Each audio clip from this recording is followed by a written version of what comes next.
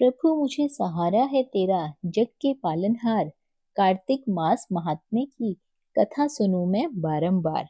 दोस्तों, आज हम इस वीडियो में कार्तिक महात्म्य कथा के अध्याय 5वें को सुनेंगे। कार्तिक मास में प्रतिदिन तुलसी जी की पूजा करके महात्म्य कथाओं का श्रवण करने से श्री हरि विष्णु की कृपा सदैव बरसती है, घर परिवार पर बनी रहती है।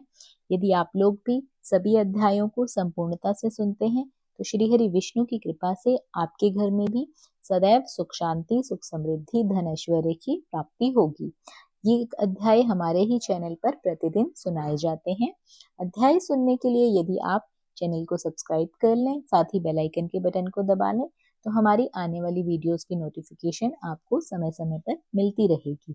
तो चलिए अध्याय 5 को शुरू करते हैं।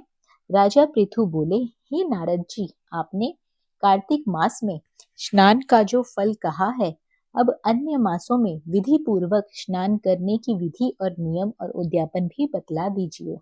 देवर्षि नारद ने कहा, हे राजन, आप भगवान विष्णु के अंश से उत्पन्न हुए हैं, अतः ये बात आपको ज्ञात ही है, फिर भी आपको यथाचित विधान बतलाता हूँ। अश्विन मास में शुक्ल पक्ष की एकादशी के कार्तिक में व्रत करने चाहिए। ब्रह्म मुहूर्त में उठकर जल का पात्र लेकर गांव से बाहर पूर्व और उत्तर की दिशा में जाना चाहिए। उसके बाद जो मनुष्य मुख शुद्धि नहीं करता, उसे किसी भी मंत्र का फल प्राप्त नहीं होता। दांत और जीभ को पूर्ण रूप से शुद्ध करना चाहिए और इस मंत्र का उच्चारण करते हुए दातुन तोड़नी चाहिए। हे वनस्पते, आप मुझे आयु, कीर्ति, तेज, प्रज्ञा, पशु संपत्ति, महाज्ञान, बुद्धि और विज्ञान की प्रदान करो। इस प्रकार उच्चारण करके वृक्ष से बाहर 12 अंगुल की दातुन ले। दूध और वृक्ष से दातुन नहीं लेनी चाहिए। इसी प्रकार कपास, कांटेदार वृक्ष और जले हुए वृक्षों से भी दातुन लेना मना है, जिससे उत्तम गंध आती हो, जिसकी टहनी कोमल हो।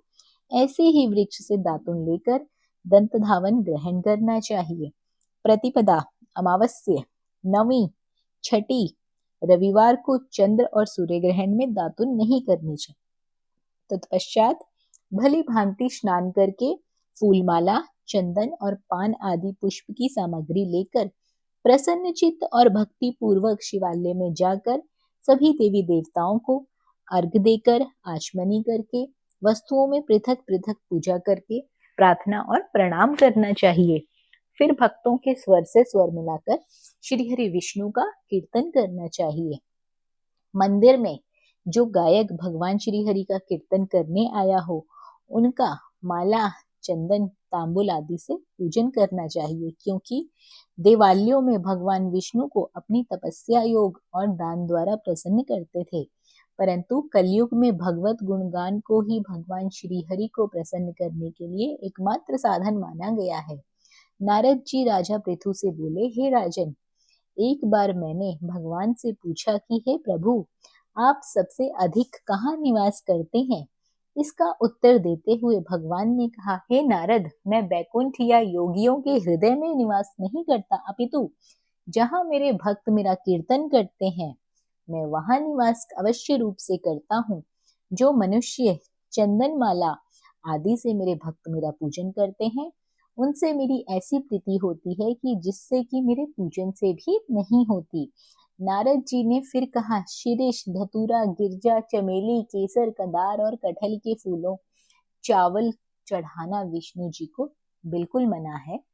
अड़हल, कंद, गिरीश, जूही, मालती, केवड़ा के पुष्पों से भगवान शंकर की पूजा नहीं करनी चाहिए।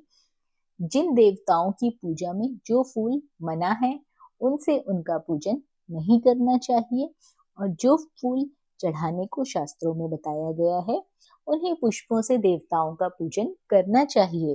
पूजन समाप्ति के बाद भगवान से क्षमा प्रार्थना अवश्य ही करना चाहिए। हे सुरेश्वर, हे देव, न मैं मंत्र जानता हूँ, न मैं क्रिया जानता हूँ, मैं भक्ति से भी हीन हूँ। मैंने जो कुछ भी आपकी पूजा की है, उसे पूरा करो और मुझसे पूजा में हुई त्रुटियों के लिए मुझे क्षमा करो। ऐसी प्रार्थना करने के बाद, साष्टांग प्रणाम करने के बाद भगवत गीता करना चाहिए, भगवान का कीर्तन करना चाहिए। श्री हरि की कथा सुननी चाहिए और अंत में प्रसाद को ग्रहण करना चाहिए। जो मनुष्य उपरोक्त विधि से कार्तिक मास के अनुष्ठान करते हैं, व्रत करते हैं, वह जगत के सभी सुखों को भोगते हुए अंत में मुक्ति के धाम वैकुंठ धाम को जाते हैं। तो दोस्तों, इस प्रकार से महात्म्य कथा 5 का अध्याय संपूर्ण होता है। श्री हरि विष्णु का ध्यान करते हुए, उन्हें प्रणाम करते हुए, अपनी मनोकामना पूर्ति के हेतु कामना करते हुए इस अध्याय को यहाँ संपूर्ण करते हुए आगे के अध्याय अवश्य रूप से सुनें। और यदि आपने अभी तक हमारे चैनल को सब्सक्राइब नहीं किया है तो चैनल को अवश्य रूप से सब्सक्राइब कर लें। साथ ही वीडियो को लाइक और शेयर जरूर करें। बने रहिए आपके अपने YouTube चैनल अंकित वास्तु ज्ञान में। धन्यवाद।